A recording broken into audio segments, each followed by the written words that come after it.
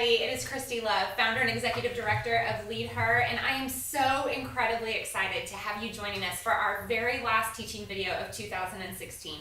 We are going to be wrapping up our entire year study on Prayer. We have dug in so deep this year on the topic of prayer. We have looked at it from so many different perspectives and so many different angles, and I don't know about each one of you, but I know that my own walk with God, my relationship with Jesus has been radically transformed and deepened as we've just unpackaged that month after month after month, as we've looked at what does it look like to pray detailed prayers before God, to pray boldly before God, to give God permission to do something in us and to do something through us.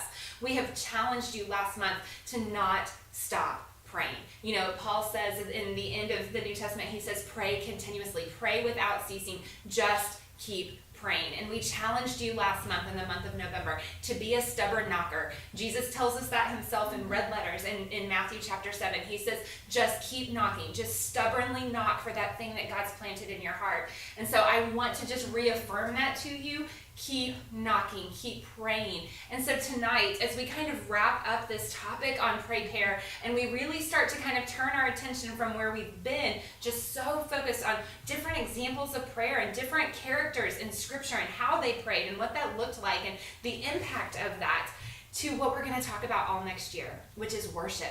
And what is worship? And I think all of us have this experience where when I say the word worship, you automatically go, oh, worship is this. Mm-hmm. And so we're going to talk about that tonight. So I have invited to join me tonight all of the members of our 2017 LeadHer teaching team.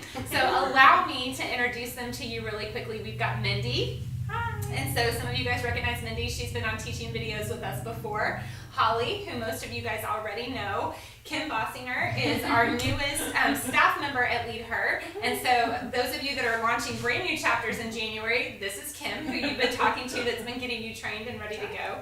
And then Deborah. And Deborah is a worship leader and just has an amazing heart for worship. And I'm so excited to have you joining us. So we've got two faces you're familiar with, two that are new. And man, we're just so excited. I don't know about you guys, but we actually said this right before we started.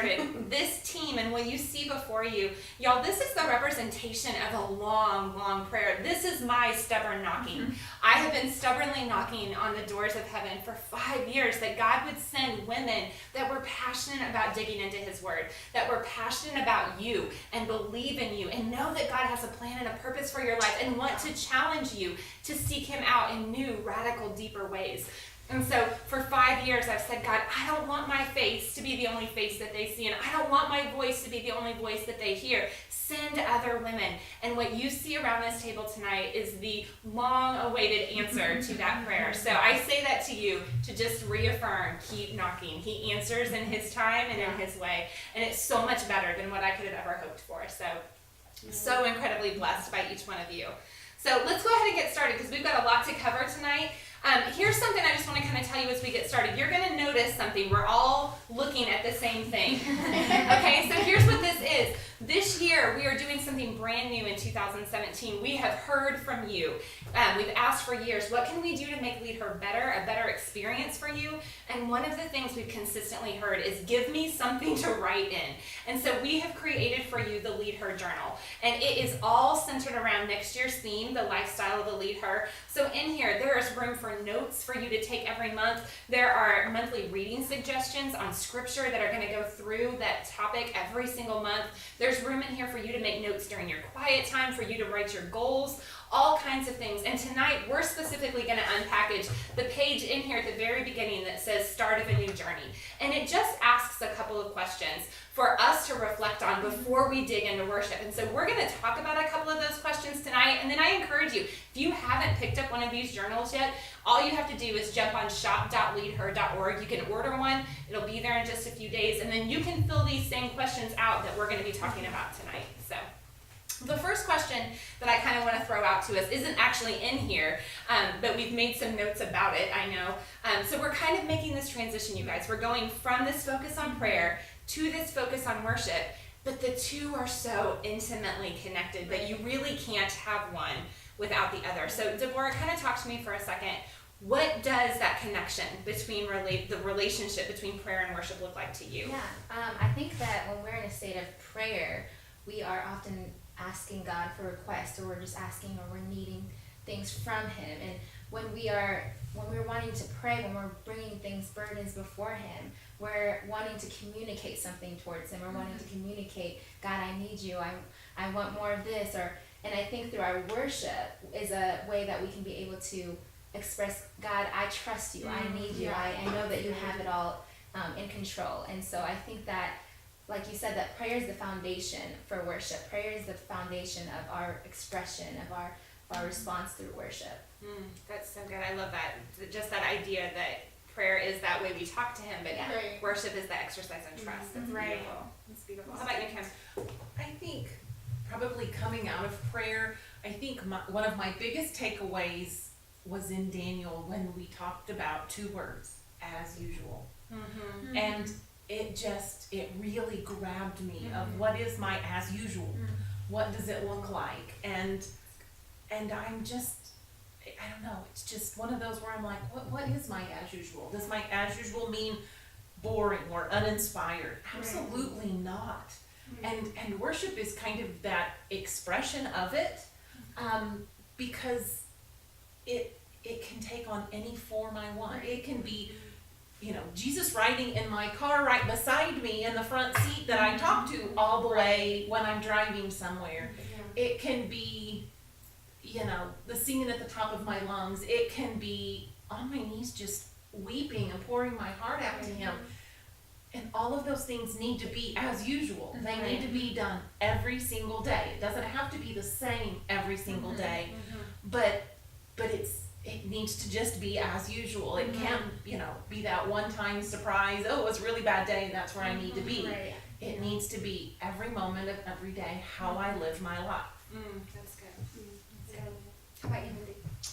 Well, I think that it ties in, I feel like prayer is a little bit the middle, and worship is the end caps of the prayer. And so worship is the surrender and the acknowledgement, I need you, and then the prayer is communion with the Lord and acknowledging where it is that I need Him and how that I need Him and what I'm believing Him for. And then the worship end caps that again with the thanksgiving of what I know He's going to do, and then the action to live out what we've communed about in that prayer. That's good. That's really good. How about you? I think for me, as I was sitting down and journaling so much about this and just spending a lot of time praying, I think the piece that stood out the most to me is that prayer and worship, they are so similar, but something that they both have is that relationship that we have with Jesus and that intimacy with Jesus, and they both require connection with Jesus, and they create connection with Jesus. And I think what's so neat is that in practicing both of them, we just get to know and feel and experience God so much more intimately, and so often it's in our prayers that inspire our worship, and it's our worship that inspires us to come back to Jesus in prayer. And so I think of it in that context of a relationship and any other relationship we have. You can't have one piece without the other piece, that they make up that bigger picture of who we are and how we exist in relationship with Jesus. That's good. So good. So good. I'm a really visual person, and so I talk about this all the time. And so as I was pondering this question, I was in my own quiet time, just kind of, kind of making that transition in my heart, and even in my readings and my quiet time from this focus of prayer to this focus of worship. One of the things that I kept thinking about was, you remember the kind of sprinklers we often played with when we were kids? The ones that were the big arc that you would run through? Okay, so I think about a sprinkler a little bit. And to me, I see prayer as the hose and the water, and worship is the sprinkler. And you connect those two together. You can have them separate from one another, absolutely, but you're not going to do anything, right? There's nothing that's expressed in that. And so worship is that activity. It's prayer in motion in so many ways. Worship gives life and gives flow and gives activity to prayer and to what prayer has birthed in us, and it gives an avenue for prayer to move through us, to me. And I think anything that comes from that posture of prayer is worship, and anything that is born in that is worship. And so they're so interconnected, and we're going to keep unpackaging that, because I don't think you can have one without the other and have them fully live to the fullness of their purpose. So this concept, you guys, is one that I really want you to grab because they are so incredibly important. Honestly, this whole year's topic next year was born because we had a theme scheduled this summer about worship and prayer and like what does that look like to have worship and prayer together. And as you and I were preparing that teaching, we sat there and we said, there's no way you can cover this in 30 minutes. And we had an entirely different theme planned for you guys next year. And we just really felt like God was showing us that the natural progression for each one of us and this conversation that we've been in is to go from prayer into worship. And so I'm incredibly excited. So here's what we're going to do. We're going to kind of unpackage a little bit more, not just the connection between prayer and worship, but really what is worship? Right. Some of those questions that are in our journals that we're going to talk about. And the first one we're going to start with is, how do we define worship? I think, like I said at the beginning, it's that word, it's that preconception that comes to our mind when we say it. So this is what we're going to talk about here in just a second.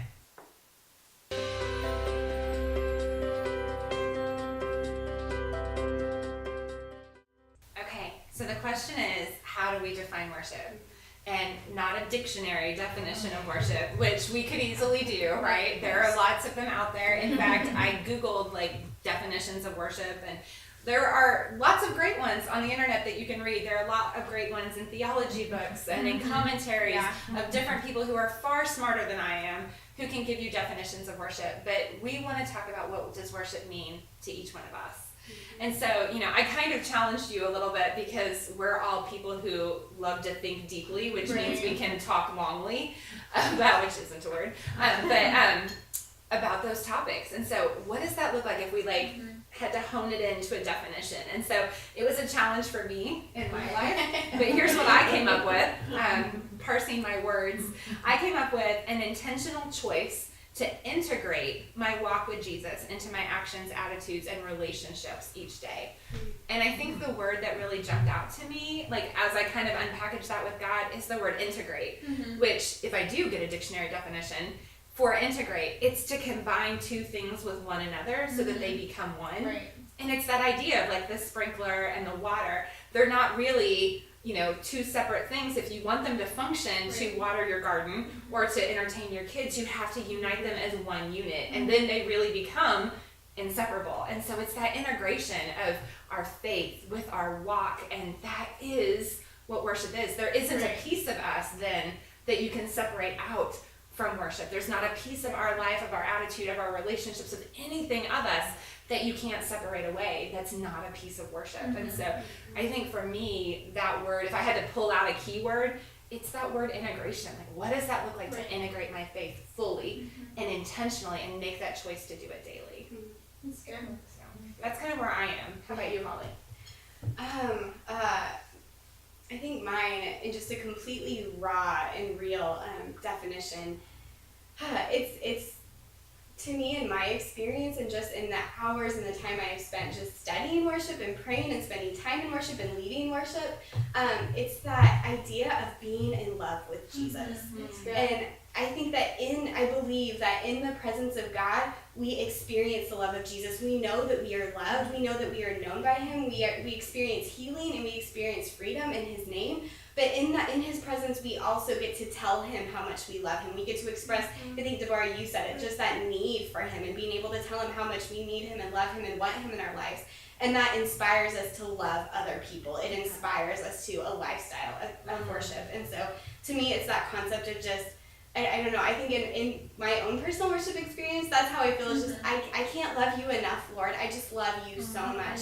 And that just pours into everything I say and everything I do. It's like that infilling in us, and then it pours out of us. Yeah, that's a really great visual picture. I love that. How about you, Deborah? Well, when I think of worship and what it means, the definition for me, I would think that worship is a lifestyle that we live. I think that most times when we think of worship, we think of the 20 minutes that we, engage in on a Sunday morning. That I'm a worshiper, and that's true. That's true. I think that's our public display of affection towards God is important. But I think that more than that, worship is the lifestyle that we live. It's our response to God through situations, good and bad. It's like we were talking about, like, God, I need you. I desire more of you. God, I thank you for all the good things that you've done in my life. And especially it's so important when we engage in spiritual warfare. I think that when we worship to God, the devil trembles. He gets nervous, he gets scared. And I think that when we engage in worship through when we're in spiritual warfare, God is so close and near to us. And that it's so important when we go through hard times. But I would agree with that wholeheartedly. I think worship is probably one of the most powerful weapons that we wield, when it comes to fighting back against the enemy and the attacks of our life. When we can learn to worship from a lifestyle, not just an activity. I love that so much, and I think that kind of bumps into your definition a little bit. So share that with us. Mine would be that it's less about the activity and more about the attitude. I find in my life, I can do activities. It's my attitude that needs to be checked most of the time. You know, the whole I'm really good, Lord, you know, it's been a great day, but now I have to get out of bed in the morning. You know, I have to interact with people in the world, and I need to have that response. You were talking about response. I need to have that response that comes from a well that's praise, that's worship, that's filled with the love of Jesus, not the selfishness of Kim. And that's where I find myself a lot. It's less about what I need to do and how I need to do it, how I need to interact with people, not necessarily what I'm doing. Cause I can do really well. I can do without thinking, without putting my heart into it. But I need to work on the internal part of it for me. So that's. Well, and here's what I love about your definition too so much is I think it's a really great transitional definition, because prayer, so much of what we've been talking about is very internal, right? It's our conversation with God. Yes, sometimes our prayers focus inward and sometimes our prayers focus outward, but nobody can pray for us, right? And a lot of times people don't always see, or they see the impact that our prayers have, but they don't always experience that. Worship is something we have to learn to do both privately and publicly, because it is the walk out of our witness, and that's a huge piece of what you're talking about. How authentic is it? Yeah, exactly. Is your witness saturated in your attitudes, in your actions, in your words, in your relationships, publicly and privately? How about you, Mindy?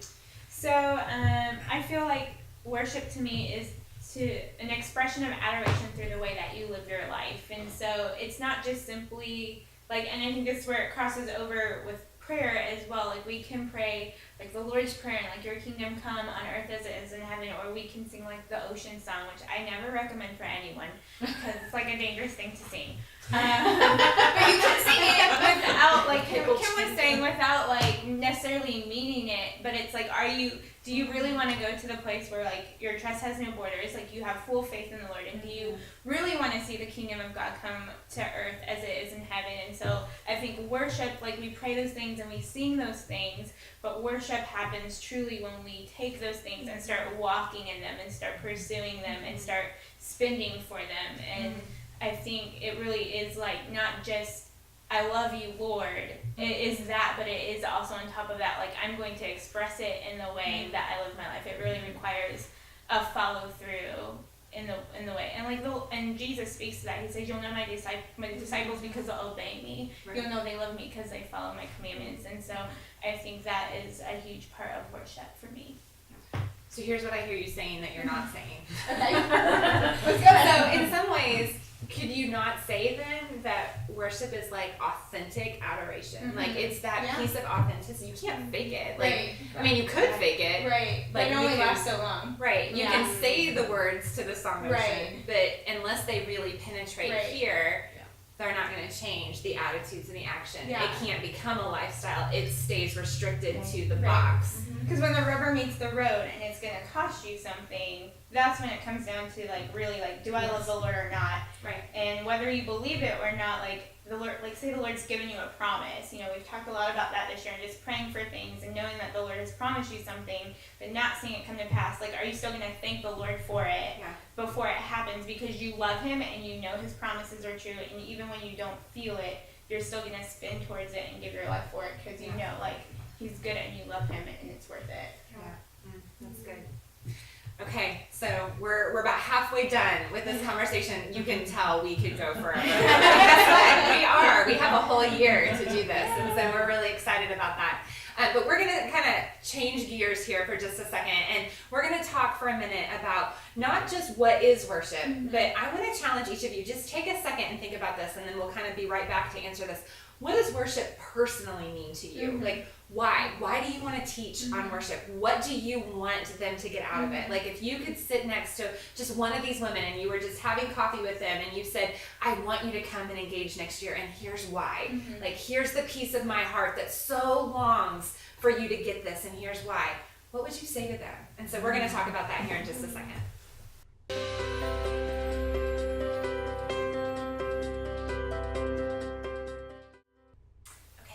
So the question is, what does worship mean to you personally? Why is this topic important to you? What do you want to be able to encourage girls to engage with this next year? Why is this conversation so important to your heart? So, Mindy, start with you. Just kind of talk to me for a second. What does worship mean to you? So I think as I was praying about this and just seeking the Lord about it, it's like such a hard thing to kind of wrap up into like, what does this mean to me? Worship means a lot of things, and I think I can look at every girl at this table, and when I hear her share what her heart is for worship, I'm like, yes, yes, yes. And so to like nail down like what it was for me was kind of hard. And I think what it comes down to is like my bottom line in everything, which is freedom and authenticity with God, and just being real with Him and being in that really intimate relationship with Him. And I think worship creates that, because God is so massive that we can never make too big of a deal about Him. He never is smaller than what we're making a big deal of. And so when we can get to a place where we walk in that, it creates this safe place with Him, and it creates the ability to see impossible things happen. And so when I was praying about this, the Lord gave me this scripture. He brought to mind the scripture from John 4 and verse 23. It says, "But an hour is coming now, and now is when the true worshipers will worship the Father in spirit and truth. For such people, the Father seeks to be His worshipers." And so just praying about what that is and what that looks like. And I think for me, the big deal is like when we worship in spirit, like we're acknowledging like there are no limitations on God. He's not held captive by the church. He's not held captive in our Bible. He's not held captive in our circumstance. Like He is in everything and in every place. And because of that, we have the ability to invite Him and walk with Him in every place, and to thank Him and to make a big deal about Him in every place. And through that, like that's where we see truth. We see it in His Word, and we see it in the promises He speaks to us and in Revelation. And I think in that truth, that's where we really see the rubber like meet the road there. And that's where we really do see like authentic relationship with the Lord, when He makes a promise and we follow through and we keep pushing, and then we see His faithfulness in that.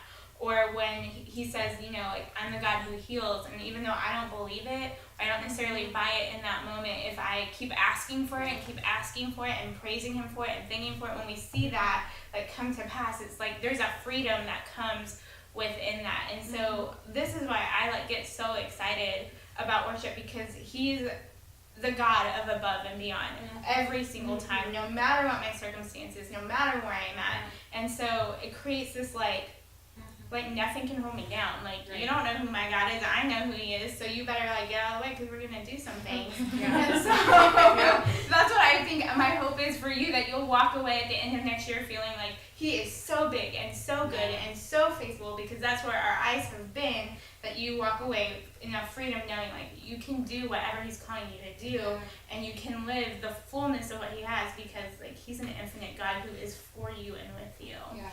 Yeah, I think so much of this last year in prayer, we've been focused in on specific pieces of His character, right? And so we've kind of almost put a magnifying glass on His ability to answer bold prayers, and His ability to hear detailed, and His ability to search us. But this year really kind of pulls the magnifying glass back and gives us this wider perspective of not just pieces of His character, but the totality of how big He is, how good He is, what He has in store for you. So I love that you said that. I think that's such a beautiful way to really articulate that.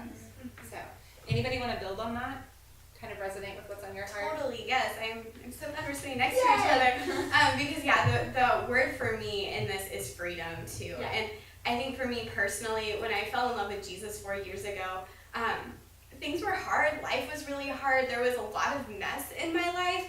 But what I found, worship led me into freedom. It brought me freedom through Jesus Christ. Mm-hmm. And in spending that time with him and spending that intimate, I think that idea of private worship, spending time just privately with him, getting to pour my heart out to him, getting to just sit in his presence, getting to sing and play my guitar at the top of my lungs, and getting to just experience his goodness and his faithfulness and his healing in my life. Yeah. I found that freedom privately that gave me the freedom to be able to live out loud for Christ. And you know, so often, I love Jesus so much, and I think in this freedom I have found, I radiate joy, and it's not my joy because this is not from me, it's from Jesus. It's from this place in my heart where he's brought me to this intimacy with him. And I think what is so cool about Jesus is that the more time we spend with him, the more time we're willing to surrender and lay down and say, God, even though this is hard, even though this doesn't make sense, I trust you, I love you, I need you, you are good, and I'm going to worship you. The more time we spend doing those things, he transforms us from the inside out. And our hearts begin to look like him, our thoughts begin to look like him, our words and our actions begin to look like him. And it's in that freedom that, guys, we can change the world. And that starts with us being willing to worship both privately and worship out loud. That's good. That's so good. So good. How about one of you guys? Well, I love both of that. I love worship, engaging with God, and developing a relationship with God and experiencing freedom. I think that is so important. Worship for me is important because my life begins to change when I engage in the presence of God. It's really good. I notice that in the moments that when I'm worshiping with God, that he reveals, like you said, reveals things to me. And you know, so often we try to plan our lives out, we try to plan things, and I think that when we seek out God, we kind of strip away those plans. We say, okay, God, like, I trust you, I lean on you, and realizing that when we depend on things that aren't God, that we realize that those things can't satisfy us. Those things can't truly like give us joy, and that he's the only one that can truly satisfy us. So. Yeah, that's good. I think it's very stripped down and raw and honest to me. That's the part that I like, that I don't have to pretend to be anything I'm not. Right. And I can just sit there and let him be everything he is. I mean, if you were my friend and I was telling you are my friend, sorry. Like, if I am telling you what I want you to know about my God and what it's like to worship my God is, I don't have to be anything. I don't have to have it under control. I don't have to have all the plates spinning. I have to just be there and let him be that. Right. I don't have to. Right. And he is. He That's is all of good. that and more. Yeah. And that's what I can't wait to unpackage. Right. Just all of those ways that he is more. Right. And it's not you having to sit down with a friend and say, let me tell you how much he Right. is. No. Because you live it out and you show them so that your friend looks at you and go, What what's is it? different? Yeah. What is it? That's your good. worship Yes. that draws people to him, even if they don't recognize that that's what's happening. Right. So, I think for me, you guys talked about freedom, and I think I connect with that a lot, and here's why. I think worship's always been actually a challenging thought for me, because growing up in the church, we talk about this a lot. I grew up so like, worship, okay, check, go to church, check, go to Sunday school, check, read my Bible. And so for me, God was in a box. Right. And I struggled to connect with worship because God did not gift me musically. Like, my musical gifts consist of playing a really killer playlist on Spotify. Like, I can pick great songs, I cannot sing them. So if I have a great song, I'm going to come to one of you two, and I'm going to be like, listen to this, play it, because I can't. So, like, I think for so much of my early life with God, I looked at worship in a box because I looked at God in a box. And so it took me time as I grew in faith and as I matured in understanding that I didn't have to try to be Holly, and I didn't have to try to be Deborah, and I didn't have to mourn the fact that I couldn't worship because I couldn't sing. Right. I had to learn to recognize that I worshiped God in my giftings. Right. And that worship was walking in the fullness of my giftings and my callings. And so for me, I worship when I write, or I worship when I preach, or I worship when I study, or I worship when I mentor, or I worship when I build relationship with somebody. Yeah. So if I could say one thing to you, it would be this. I don't want you to sit here tonight and go, man, I don't know. I don't know if worship's really going to be a topic that's going to connect with me or that's going to resonate with me. I'm going to challenge you, because that's what we do, right? Right. LeadHer is all about the challenge. So here's your challenge this month going into a new year. I want to challenge you to commit. I want to challenge you to commit the first 3 months of next year that you are not going to miss a LeadHer meeting in January, February, or March. And if you truly get to the end of March and you feel like, yeah, I was right, worship has nothing to do with me, I'm not going to get anything out of this, then you totally have my permission to check out. Right. Like, that's fine. If you really honestly engage and you try and you give God permission to speak into you and he doesn't, okay, well then we'll see you back in 2018. But the thing is, I can make that plea because I have full confidence that that is not going to be the case. Right. I know the things that he's going to unpackage. I have listened to you guys start to pour your hearts out as we've talked about January and February and March, and I am telling you, if you will engage and you will make a commitment to yourself, to God, to your chapter, that you will be here and you will give him permission to work in you, he will start to break down your box. And when you unbox God and you give him permission that no area of your life is off limits, everything changes. And so I truly believe, like you said before, everything changes in a posture of worship. Everything changes when we give him permission to work in us and to work through us. And that's what worship is.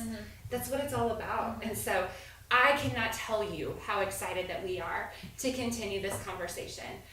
It's going to be a great year. It's going to be a big year. It's going to be a year where I have no doubt that God's going to do something really big in your life. And this isn't like a big name it and claim it, like something great's going to happen to you. No, I'm telling you, he's going to do something great. Right. It may be a struggle that is great, but that struggle may reform you into something greater. It may be a blessing that's great, but that blessing is going to change things for you. And so I don't know what he's going to do, but for you to give him permission to do that, you've got to let him out of the box. Right. Yeah, because I think it's so much of what you were saying. I think I felt that too, because that wasn't my gifting. That wasn't like where I feel even called. And so it was like, well, how can I worship? And I think we see worship traditionally in rituals, like even just with prayer. And I think what happens is the rituals create limitation, but worship creates freedom. And it's in that place where it's like I can be who I am, and the Lord receive, he's thankful for who I am, and he made you that way, so obviously he's thankful for that. But it's so hard for us, especially as women, I think, to buy who I am is enough, and actually the Lord celebrates that and finds worship in the way that he's made us. And I think That's good. it's I think we can walk into next year feeling limited, feeling afraid of the rituals. And I think don't come next year afraid of the rituals. Come expecting God to set you free from some of those things next year. Yeah, absolutely. Give him permission to do anything in a new That's year. good. Yeah, that's good. Yeah. All right, girls. So here are the couple things that I need you to do between now and January. Number one, if you can and you're able to, I highly encourage you to grab a journal. Just jump online. They're $25. It's going to be an investment that I really think is just a tool. There's nothing magical in these pages, but it's just a tool that it allows you to record things. And it's really a way to record your spiritual journey with God.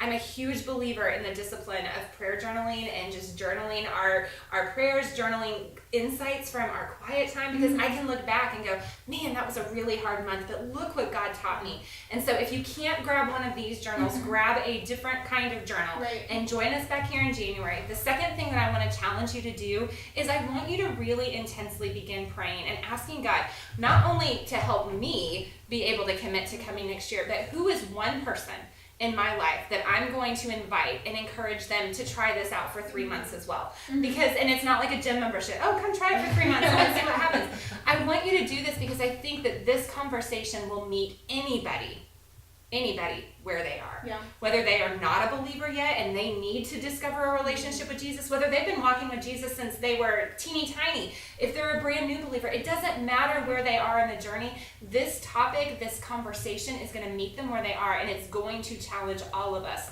to grow from the place that we are. And so I want to ask you, who is that one person that you can be really intentional about reaching out to and saying, hey, come to this thing with me. You were one of those people. Somebody said, hey, come to this thing with me. I'm going to pick you up and I'm going to bring you And 4 years later, look where you are. So you never know how one invitation could change somebody's life. So pray about who you can invite to come with you in January. Plan to be here back in your LeadHer chapter in January, and bring a journal of some kind with you, because we're going to start to fill it up, and it is going to be a really great new ride. All right, we'll see you guys back in January. Bye. Bye.